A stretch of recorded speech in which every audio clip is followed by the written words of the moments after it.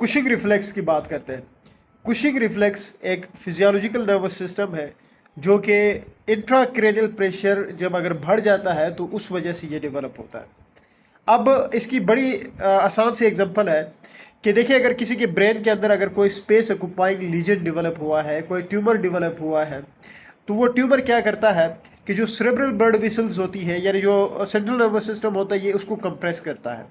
जब central nervous system यानी cerebral blood vessels compress होती है तो जो ऑक्सीजन होता है टूवर्ड्स द ब्रेन वो रुक जाता है और उसकी वजह से ब्रेन के अंदर कार्बन डाइऑक्साइड की एक्युमुलेशन हो जाती है। और जब ये रेज इंट्राक्रैनियल प्रेशर जो है ये सारा चीज़ें कर लेता है तो उसकी वजह से एक ट्रायड डेवलप होता है जिसको हम कुशिंग ट्रायड कहते हैं। और कुशिंग ट्रायड में आपको तीन चीज़ें देखने को मिलती है। नंबर 1, ब्लड प्रेशर इसमें इंक्रीज होता है। नंबर 2, इसमें हार्ट रेट डिक्रीज होता है जिसको हम ब्रेडिकार्डिया कहते हैं।